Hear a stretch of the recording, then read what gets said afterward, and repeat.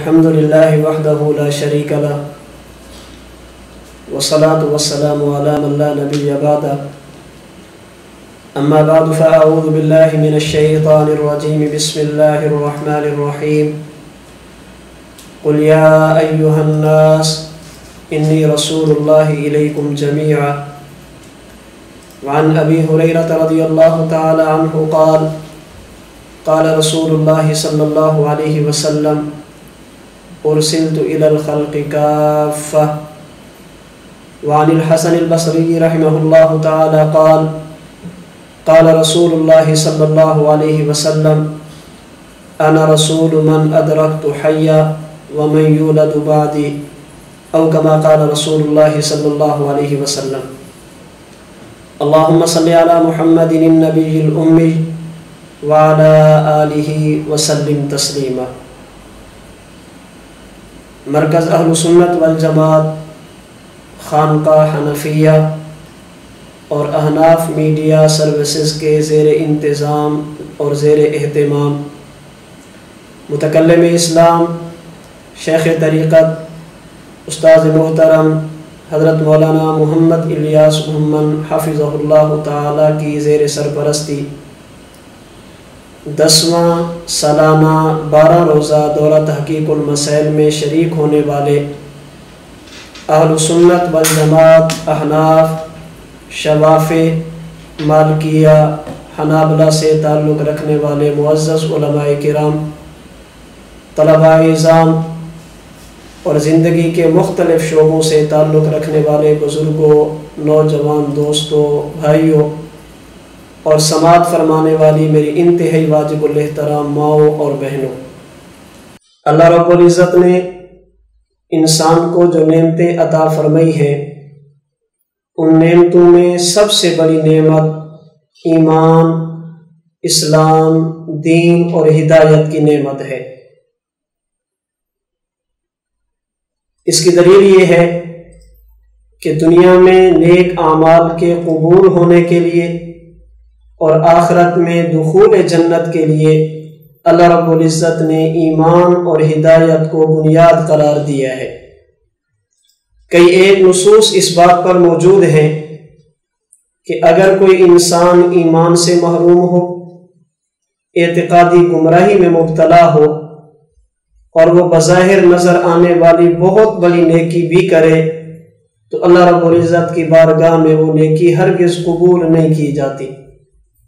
قرآن کریم نے اسے اکثرین اعمالہ بھی فرمایا، ظل سعیہم فی الحیات الدنیا بھی فرمایا، اور کسراب بقیہ کہہ کر ایسے اعمال کو ضائع اور بیکار ہونے کے بارے میں اللہ نے ارشاد فرمایا۔ اسی طرح اگر کوئی بندہ اعتقادی گمراہی میں مبتلا ہو، وہ بظاہر کتنی اچھی عادات کا مالک ہو، وہ آخرت میں کبھی بھی جنت میں نہیں جا سکتا، جسے اللہ تعالیٰ نے قرآن کریم میں لا يدخلون الجنہ حتی یلج الجمل فی سم الخیاط فرما کر وضاحت کے ساتھ بیان فرمایا۔ تو سب سے بڑی نعمت وہ ایمان کی، دین کی اور ہدایت کی نعمت ہے۔ ایمان کسے کہتے ہیں؟ علماء متکلمین نے لکھا ہے ایمان نام ہے التصدیق بما جاء بہ النبی صلی اللہ علیہ وسلم کا، یعنی جو چیزیں جناب رسول اللہ صلی اللہ علیہ وسلم لے کر آئے، جن چیزوں کا ایمان ہونا نصوص قطعیہ سے ثابت ہو، جنہیں ضروریات دین کہا جاتا ہے، ان تمام کو ماننے کا نام ایمان ہے۔ اگر کوئی شخص ضروریات دین میں سے کسی ایک کا بھی انکار کر دے تو ایسا بندہ اہل ایمان کی صف سے نکل جاتا ہے۔ بہت ساری چیزیں ایسی ہیں جو ہمارے ایمانیات کا حصہ ہیں، ضروریات دین میں شامل ہیں، یا یوں کہہ لیا جائے کہ اسلام کے بہت سارے عقائد ہیں۔ ان تمام عقائد میں بنیادی عقیدے 3 ہیں۔ نمبر 1 اللہ تعالیٰ کی توحید، نمبر 2 انبیاء کرام علیہم السلام کی نبوت، اور نمبر 3 آخرت اور قیامت۔ یہ 3 چیزیں، 3 عقیدے اسلام کے بنیادی عقیدے ہیں۔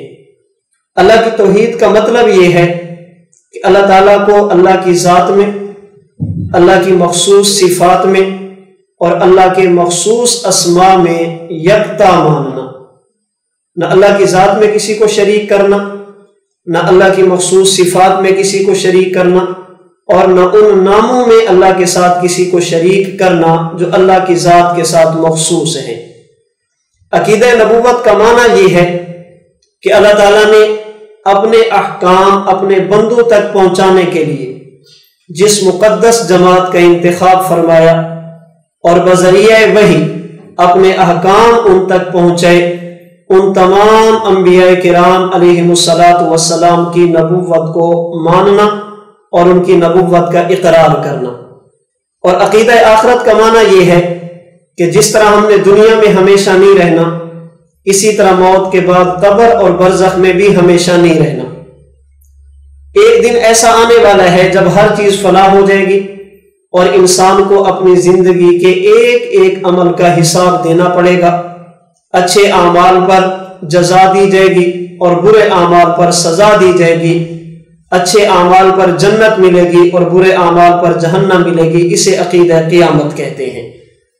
اللہ تعالیٰ کی توحید کیا ہے؟ عقیدہ قیامت کیا ہے؟ اللہ کی توحید اور قیامت کے بارے میں ہمیں جس شخصیت نے صحیح صورت سے آگاہ فرمایا اسے شریعت کی زبان میں نبی اور رسول کہا جاتا ہے۔ اللہ کی ذات، اللہ کی صفات، اللہ کی اسماء، اللہ کیا ہے، اللہ تعالیٰ کی صفات کیا ہیں، ہمیں جس شخصیت نے اس کے بارے میں آگاہ فرمایا اسے نبی کہتے ہیں۔ قیامت آئے گی تو قیامت سے پہلے کیا ہوگا؟ جب قیامت آ جائے گی پھر انسان اللہ کی بارگاہ میں جائیں گے تو حساب و کتاب کیسے ہوگا؟ نیک اعمال پر جو جنت ملے گی اس جنت کی نعمتیں کیا ہوگی؟ اور گناہوں پر، بد اعتقادی پر جو جہنم ملے گی اس جہنم کی صورت کیا ہوگی؟ اس کے عذاب کیا ہوں گے؟ ہمیں جس شخصیت نے آخرت کے بارے میں آگاہ فرمایا اسے بھی نبی کہتے ہیں۔ گویا ہمارے اعتقاد کا ایک حصہ توحید، ایک کنارہ قیامت ہے۔ ان دونوں کے بارے میں ہمیں صحیح صورت سے آگاہ کرنے والے کو نبی اور رسول کہتے ہیں۔ اس حوالے سے عقیدہ نبوت غیر معمولی اہمیت کا حامل ہے کہ اس کے بغیر بندہ توحید کی صحیح صورت تک بھی نہیں پہنچ سکتا، اور اس کے بغیر بندہ قیامت اور آخرت کے بھی صحیح احوال سے آگاہ نہیں ہو سکتا۔ حضرات انبیاء کرام علیہم الصلاۃ والسلام کی تعداد کتنی ہے؟ امام احمد بن حنبل رحمۃ اللہ علیہ نے مسند احمد میں، امام ابو داؤد طیالسی رحمہ اللہ نے مسند طیالسی میں، اور امام حاکم رحمہ اللہ نے مستدرک حاکم میں ایک روایت نقل کی جس میں انبیاء کرام علیہم الصلاۃ والسلام کی تعداد 1,24,000 بتائی گئی ہے۔ سب سے پہلے نبی حضرت آدم علیہ الصلاۃ والسلام اور سب سے آخری نبی حضرت محمد مصطفیٰ صلی اللہ علیہ وسلم کی شخصیت اور آپ کی مبارک ذات ہے۔ حضرت آدم علیہ الصلاۃ والسلام سے لے کر حضرت عیسیٰ علیہ السلام تک ان تمام انبیاء کی نبوت کا اقرار کرنا ایک مومن کے لیے ضروری ہے۔ ہم ان تمام کو نبی مانتے ہیں، سب سے امت سے بڑا عظمت اور شان والا مانتے ہیں۔ اگر ان میں سے اللہ نے کسی کو کتاب دی ہے تو اس کتاب کو برحق کتاب مانتے ہیں۔ اللہ نے اگر صحیفے دیے ہیں تو ان صحائف کو برحق مانتے ہیں۔ اللہ تعالیٰ نے جو ان کو شریعت عطا فرمائی ہیں اپنے اپنے دور میں ان شریعتوں کو نجات کا مدار مانتے ہیں۔ اللہ تعالیٰ نے ان انبیاء کو جو معجزات عطا فرمائے ہم ان معجزات کو بھی برحق مانتے ہیں۔ ان تمام انبیاء کی نبوت کا اقرار یہ ایک مومن کے لیے ضروری ہے۔ اگر کوئی شخص ان میں سے کسی ایک کی نبوت کا انکار کر دے، کسی ایک کی رسالت کا انکار کر دے تو ایسا بندہ باقی تمام انبیاء کو ماننے کے باوجود بھی مومن کہلانے کا حقدار نہیں ہے۔ کذبت عاد المرسلین، کذبت ثمود المرسلین، کذبت اصحاب الایکۃ المرسلین۔ اللہ تعالیٰ نے قوم عاد کے بارے میں فرمایا کہ انہوں نے رسولوں کو جھٹلایا، قوم ثمود نے رسولوں کی تکذیب کی، حالانکہ قوم عاد نے حضرت ہود کو جھٹلایا، قوم ثمود نے حضرت صالح کو جھٹلایا، اللہ نے مرسلین جمع لا کر فرمایا کہ انہوں نے تمام رسولوں کی تکذیب کی ہے، اس سے پتہ یہ چلا کہ ایک رسول کو جھٹلانا گویا تمام نبیوں کو جھٹلانے کے مترادف ہے۔ تو حضرت آدم علیہ السلام سے لے کر سیدنا عیسیٰ علیہ السلام تک ہم ان تمام انبیاء کی نبوت کو مانتے ہیں، تمام انبیاء کی رسالت کو مانتے ہیں۔ اور جب بات آتی ہے جناب رسول اللہ صلی اللہ علیہ وسلم کی، تو صرف اللہ کے نبی کو نبی ماننا کافی نہیں، اللہ کے نبی کو صاحب کتاب نبی ماننا کافی نہیں، بلکہ نبی اور صاحب کتاب نبی ماننے کے ساتھ ساتھ آپ کو خاتم النبیین ماننا بھی ضروری ہے۔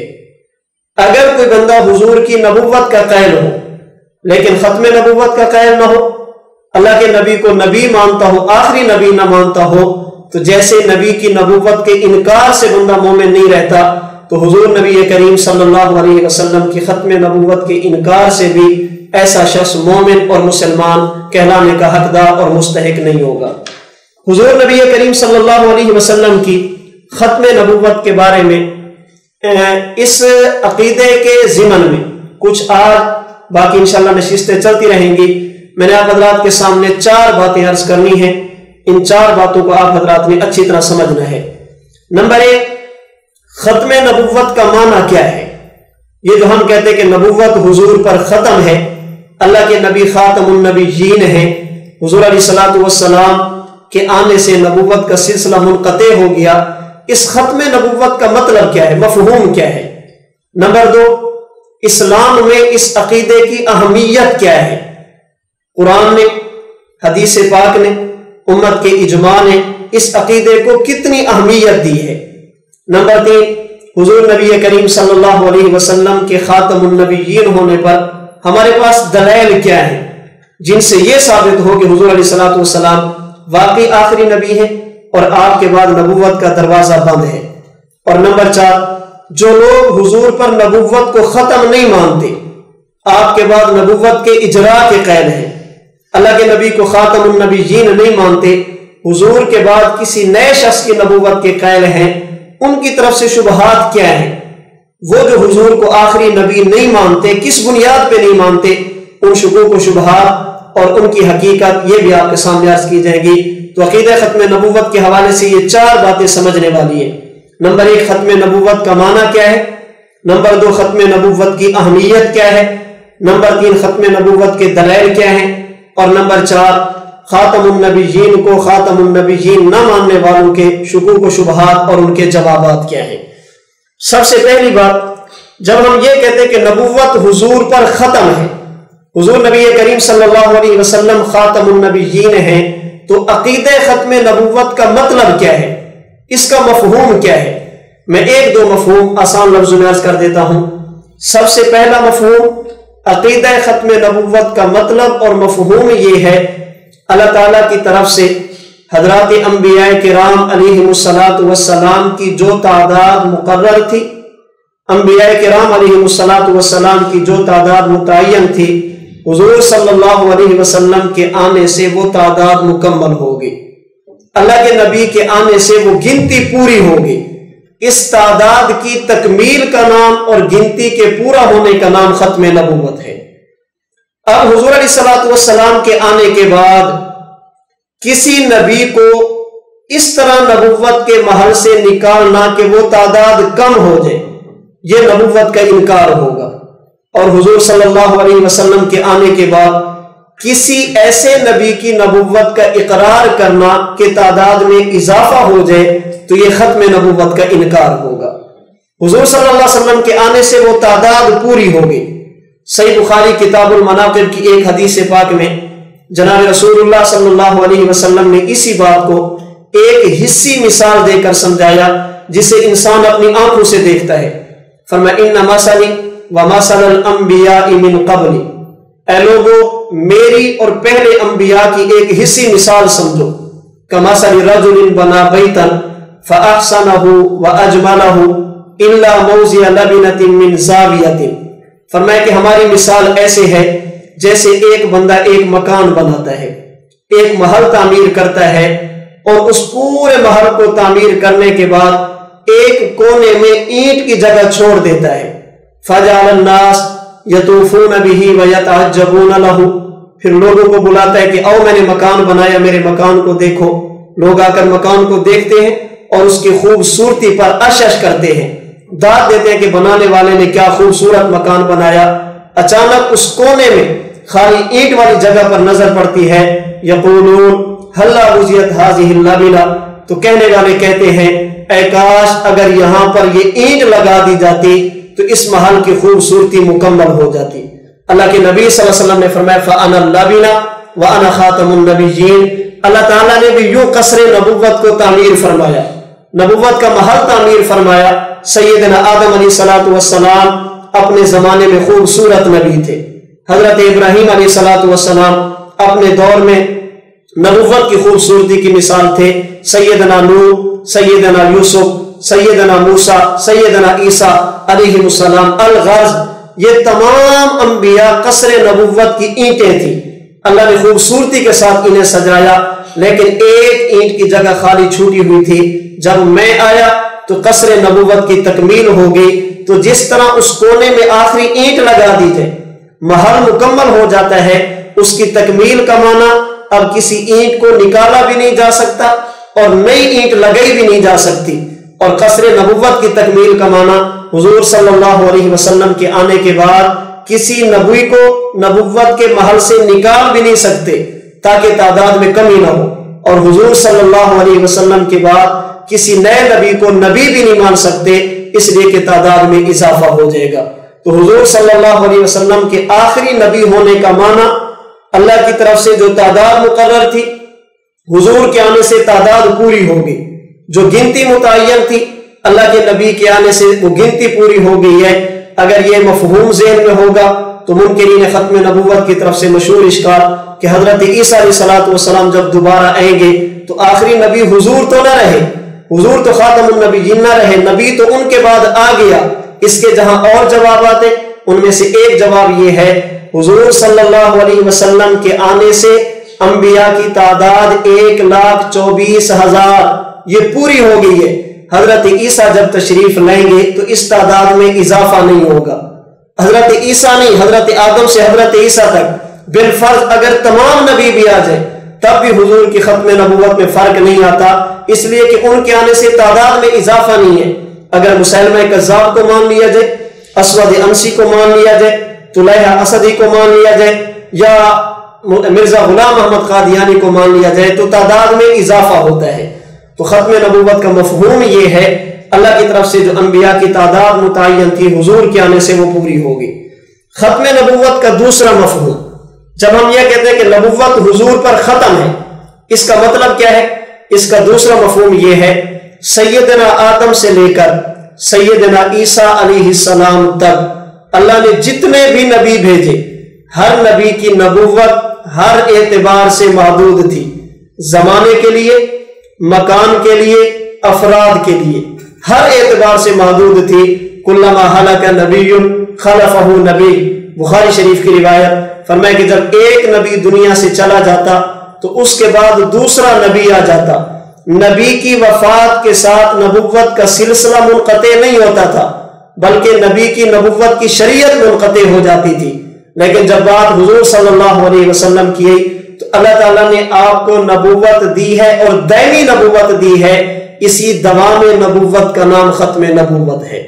हुजूर की नबुव्वत महदूद नहीं, गैर महदूद है। हुजूर के बाद नबी नहीं, क़यामत है। तो दवाम नबुव्वत का नाम ये अकीदा खत्म नबुव्वत है। तो मैंने पहली बात अर्ज की कि जब हम हुजूर को खातमुन नबिय्यीन कहते हैं इसका मतलब क्या है? नंबर एक, हुजूर के खातमुन नबिय्यीन होने का माना अल्लाह की तरफ से जो तादाद मुकर्रर थी हुजूर के आने से पूरी हो गई, अब उसमें कमी भी नहीं, इजाफा भी नहीं। और नंबर दो, हुजूर सल्लल्लाहु अलैहि वसल्लम की नबुव्वत के दवाम का नाम, इस्तिमरार का नाम अकीदा खत्म नबुव्वत है। दूसरी बात, अकीदा खत्म नबुव्वत की अहमियत क्या है? इस्लाम में यह अकीदा कितना अहम है? चंद एक अहमियतें आपकी तवज्जो की नजर करना चाहूंगा कि हुजूर सल्लल्लाहु अलैहि वसल्लम की खत्म नबुव्वत का अकीदा इस्लाम में अहम कितना अकीदा है। जिस तरह अगर कोई शख्स अल्लाह ताला को माने, अल्लाह ताला को सबसे बड़ा माने, اللہ تعالیٰ کو خالق مانے، اللہ تعالیٰ کو مالک مانے، اللہ تعالیٰ کو رازق مانے، مختار کل مانے، لیکن اللہ تعالیٰ کی توحید کا اقرار نہ کرے، اللہ کی وجود کا بھی قائل ہو، اللہ کے خالق مالک رازق ہونا کا بھی قائل ہو، لیکن اللہ کی توحید کا قائل نہ ہو، یہ کہے کہ اللہ بھی کرتے ہیں اور یہ بھی کرتے ہیں، عبادت اللہ کی بھی ہو سکتی ہے، ان کی بھی ہو سکتی ہے، ہمارے کام اللہ بھی بناتے ہیں اور یہ بھی بنا سکتے ہیں۔ متکلمین فرماتے ہیں جس پر نصوص قطعیہ موجود ہیں، ایسا بندہ اللہ کو مان کر، سب سے بڑا مان کر بھی خود کو مسلمان نہیں کہہ سکتا۔ جو وجود باری تعالیٰ کا قائل ہو، نصوص اس پر موجود ہیں۔ جناب رسول اللہ صلی اللہ علیہ وسلم کے دور کے جو مشرکین تھے وہ اللہ کے وجود کے قائل تھے۔ ان سألتهم من خلق السماوات والارض ليقولن اللہ، اے پیغمبر اگر آپ ان سے پوچھیں آسمانوں اور زمینوں کو کس نے بنایا تو یہ خود کہیں گے اللہ نے بنایا۔ وہ وجود باری تعالیٰ کے قائل تھے لیکن توحید کے قائل نہیں تھے۔ تو جس طرح اللہ کے وجود کو ماننا کافی نہیں، توحید کو ماننا بھی کافی ہے، اسی طرح اگر کوئی شخص اللہ کے نبی کی نبوت کا قائل ہو، اللہ کے نبی کے معجزات کا قائل ہو، اللہ کے نبی پر اترنے والی کتاب کا قائل ہو، جناب رسول اللہ صلی اللہ علیہ وسلم کی عظمت اور رفعت کا قائل ہو، اللہ کے نبی کو مانتا ہو اور سب سے بڑا مانتا ہو، لیکن اللہ کے نبی کو آخری نبی نہ مانتا ہو، تو ایسے بندے کے ایمان کا بھی کوئی اعتبار نہیں ہے۔ تو اس کی سب سے پہلی اہمیت، جس طرح اللہ کی ذات کے بارے میں صرف ماننا کافی نہیں، یکتا ماننا ضروری ہے، صرف وجود ماننا کافی نہیں، توحید ماننا بھی ضروری ہے، اسی طرح جناب رسول اللہ صلی اللہ علیہ وسلم کو صرف نبی ماننا کافی نہیں، اللہ کے نبی کی ختم نبوت کا اقرار کرنا بھی ضروری ہے۔ اس لیے جناب رسول اللہ صلی اللہ علیہ وسلم کے دور میں ایک شخص نے نبوت کا دعویٰ کیا جسے حدیث اور تاریخ کی کتابوں میں مسیلمہ کذاب کہا جاتا ہے۔ امام ابو بکر بیہقی رحمۃ اللہ علیہ نے شعب الایمان بیہقی میں یہ حدیث پاک نقل کی، جناب رسول اللہ صلی اللہ علیہ وسلم نے جب مسیلمہ کی طرف خط لکھا تو اس میں یہ لکھا من محمد الرسول اللہ الی مسیلمۃ الکذاب، وہ حضور کی نبوت کو مانتا تھا، ختم نبوت کو نہیں مانتا تھا۔ اس لیے حضرت ابو بکر صدیق نے بھی باوجود اس کے کہ وہ نبوت کا قائل تھا، حضرت صدیق اکبر نے اس کے خلاف جو جہاد فرمایا، صحابہ کرام کو لے کر گئے ہیں، اس کی بنیاد بھی یہی تھی کہ مسیلمہ کذاب حضور کی نبوت کا تو قائل تھا لیکن ختم نبوت کا قائل نہیں تھا۔ اللہ کے نبی کی ختم نبوت کی دوسری اہمیت، حضور صلی اللہ علیہ وسلم کی نبوت اور ختم نبوت کا عقیدہ اہم کتنا ہے۔ آج ہم جس جہان میں رہتے ہیں اسے عالم دنیا کہتے ہیں۔ ایک جہان اس سے پہلے ہے جہاں پہ ہم رہ کر رہے ہیں، اسے عالم ارواح کہتے ہیں، اور ایک جہان وہ ہے جہاں پہ مرنے کے بعد انسان رہتا ہے جسے عالم برزخ اور عالم قبر کہتے ہیں، اور ایک جہان وہ ہے جہاں پہ ساری انسانیت اکٹھے ہو کر زندگی کے ایک ایک لمحے کا حساب دے گی جسے عالم آخرت کہتے ہیں۔ تو بڑے عالم چار ہیں، عالم ارواح، نمبر 2 عالم دنیا، نمبر 3 عالم برزخ و قبر، اور نمبر 4 عالم آخرت۔ نصوص قطعیہ ہمیں بتاتی ہیں جس طرح عالم ارواح سے لے کر عالم آخرت تک کوئی عالم ایسا نہیں جہاں پر اللہ کی توحید کی بات نہ کی گئی ہو، اسی طرح عالم ارواح سے لے کر عالم آخرت تک کوئی ایک عالم بھی ایسا نہیں جس میں حضور کی ختم نبوت کی بات نہ کی گئی ہو۔ عالم ارواح میں اللہ کی توحید تھی تو حضور کی ختم نبوت ساتھ تھی۔ آج عالم دنیا میں خدا کی توحید ہے، حضور کی ختم نبوت ساتھ ہے۔ عالم قبر میں پہنچ کر اگر من رب کہہ کر انسان سے اللہ کی توحید کے بارے میں پوچھا جاتا ہے تو من نبی کہہ کر حضور کی ختم نبوت کے بارے میں بھی سوال کیا جاتا ہے۔ عالم آخرت میں جہاں پر اللہ کی توحید کے بارے میں پوچھا جائے گا تو حضور صلی اللہ علیہ وسلم کی ختم نبوت کے بارے میں بھی پوچھا جائے گا۔ تو عالم 4 ہیں۔ عقیدہ ختم نبوت کی اہمیت کا اندازہ اس سے لگیں کہ عالم ارواح سے لے کر عالم آخرت تک کوئی عالم جس طرح خدا کی توحید سے خالی نہیں ہے، اسی طرح جناب رسول اللہ صلی اللہ علیہ وسلم کی ختم نبوت سے بھی خالی نہیں ہے۔ چاروں عالموں میں حضور صلی اللہ علیہ وسلم کی ختم نبوت کا تذکرہ قرآن اور سنت کے اندر، حدیث پاک کے اندر ہمیں ملتا ہے۔ عقیدہ ختم نبوت کی تیسری اہمیت بڑی غور طلب ہے۔ ہم حضور صلی اللہ علیہ وسلم کو آخری نبی مانتے ہیں اور ہم اللہ تعالیٰ کو یکتا مانتے ہیں۔ اللہ کی توحید کے قید، حضور صلی اللہ علیہ وسلم کی نبوت اور ختم نبوت کے قید ہے۔ اللہ کی توحید پر ہمارے پاس دلائل میں قرآن، حدیث، اجماع موجود ہے۔ حضور صلی اللہ علیہ وسلم کی نبوت اور ختم نبوت پر اللہ کا قرآن، نبوت کا فرمان اور امت کا اجماع موجود ہے۔ ان تمام دلائل کے ہوتے ہوئے بھی ہم اللہ کی توحید کو بغیر دلیل کے مانتے ہیں، اگرچہ ہمارے پاس دلائل ہے۔ حضور صلی اللہ علیہ وسلم کی ختم نبوت کو بغیر دلیل کے مانتے ہیں، اگرچہ ہمارے پاس ختم نبوت کے دلائل بھی موجود ہیں۔ دونوں کو بغیر دلیل کے مانتے ہیں، اگرچہ دونوں پر دلائل موجود ہیں، اور ایک دو نہیں۔ مفتی محمد شفیع عثمانی رحمۃ اللہ علیہ نے ختم نبوت کامل میں 100 کے قریب آیات لکھی ہے جو حضور کی ختم نبوت پر دلالت کرتی ہیں۔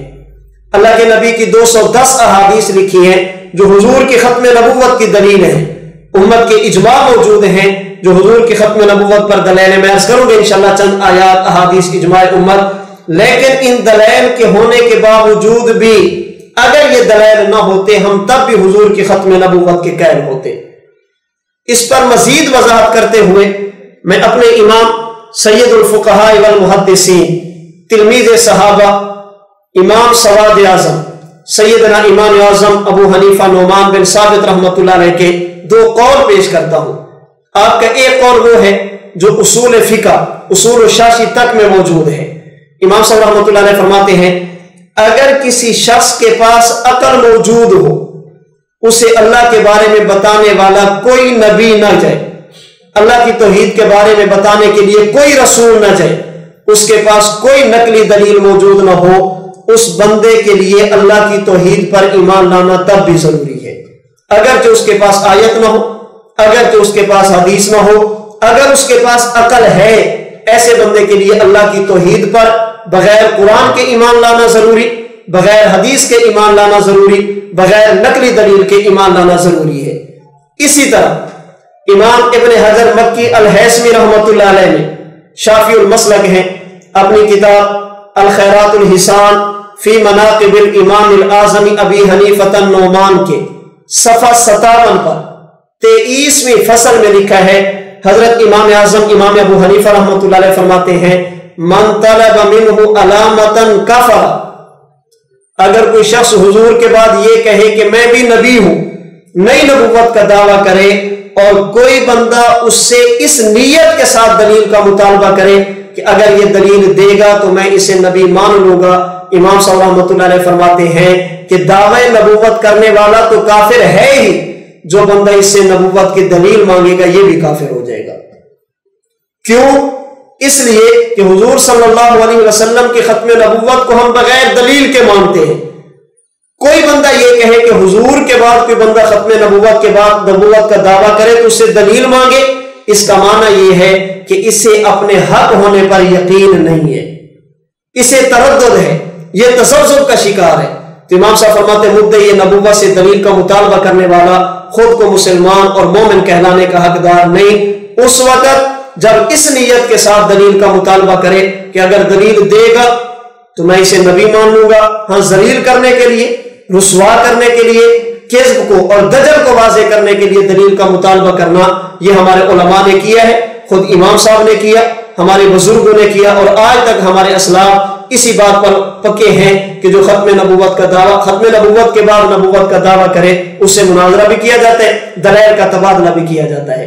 امام صاحب رحمۃ اللہ علیہ کے اس قول سے جو الخیرات الحسان میں ابن حجر مکی نے نقل کیا ہے، ایک بات اور بھی ہمیں سمجھ آتی ہے۔